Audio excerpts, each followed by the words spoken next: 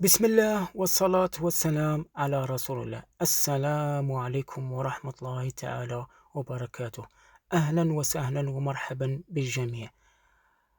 راح نحكي لكم قصة الإرهابي بليلي عبد الوهاب المنصور مسمى أبو عبد الوهاب، والاعترافات اللي صرح بهم بعد القبض عليه في ولاية جيجل.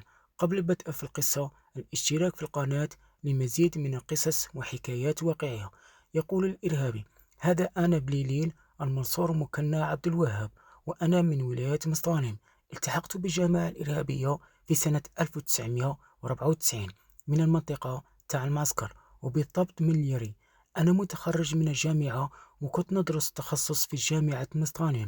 بعد أسبوع من بعد أسبوع من الالتحاق بالجماعات الإرهابية، ادوني لمنطقة الظهرة باش نتعرف على باقي المجموعة. ومن ثم تلاقيت مع أمير حسين اللي كان من ولاية معسكر. طلب مني بعدها باش نروح معاهم زيارة. تلاقينا مع عبد الرحيم، معروف باسم قادة بن شيحة، اللي كان من سيدي بالعباس. مي كنا راجعين، صار اشتباك بيننا وبين مجموعة عقال المعروفة باسم غريب، واللي كان من تلاغ من ولاية سيدي بالعباس. كان هو أمير لحاكم المنطقة تاع الغرب الكاملة. بقينا في الاشتباك معهم لمدة يومين.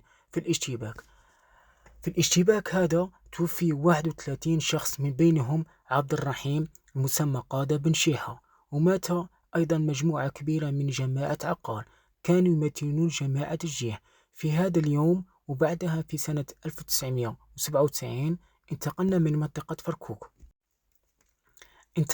منطقة فرقوك لكونها في جاية في معسكر. من ثم رحنا للرمكة بولاية غليزان، بقينا فيها تقريبا مدة سنة حتى وجدنا نهار دخلوا جماعة الجيح لمنطقة هذيك، وكانوا دايرين عملية تمشيط كبيرة في المنطقة. قررنا باش نخرج من المنطقة اللي كانوا فيها، ورحنا في منطقة القواسم. منها دخلنا لمنطقة القواسم، جماعة مسلحة اللي كانوا تما راحوا للرمكة. جماعة هذه كانت تابعة للجيح. دخلنا، مين دخلوا الرمكة دخلوا داروا مجزرة كبيرة، وراني حكيت عليها في فيديو آخر، مجزرة الرمكة. بداية من الدوار الخزارة إلى دوار الحد شكل حد الشكالة. بداول من المغرب جو جماعة الإسلام للانتقاد، وقاموا بتصوير المجزرة، وكانت جثث مقوسة في الأرض وقاطعين رؤوسهم. بعد ما اكتملت العملية رجعنا احنا إلى الرمكة، لقينا الناس مقتولين وقاطعين رصانهم وقايسينهم على الأرض. حتى الحيوانات قتلوهم.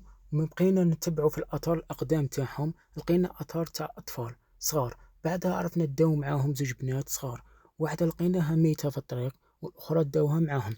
المجموعة اللي دارت هذه العملية كان الجيش يراقب فيها من بعيد، بصح ما دخلوش. ومن بعد ما خرجوا حاصرهم الجيش وقضى عليهم. وبقينا احنا في المنطقة تاع الرمكة. بصح بعد العملية هذه اللي صرات، ولات هذيك البلاصة مزيرة، يعني فيها الأمن بزاف. من تما قررنا باش نروحوا القرابة، لخاطرش كان فيها معانا بزاف الناس معانا في هذيك المنطقة ويعرفوا المنطقة مليح. هما اللي داروا الاقتراح علينا باش نروحوا تما، على خاطرش هما كانوا يعرفوا المنطقة مليح. بقينا في مدة تاع 6 أشهر، وبعدها رحنا احنا منطقة بجاية أكادو. من ثم إلى ولاية جيجل. في سنة 2013 انضمنا إلى جماعة السلفية للدعوة والقتال، واللي كانت تنظيم قاعدة في البلاد المغرب الإسلامي، بسبب كان عندنا نقص في التمويل وما كاش عندنا دراهم من جيبو باش نكملوا العمليات. أخواني أخواتي، هذه كانت قصة الإرهابي بليليل عبد الوهاب المنصور مسمى أبو عبد الوهاب.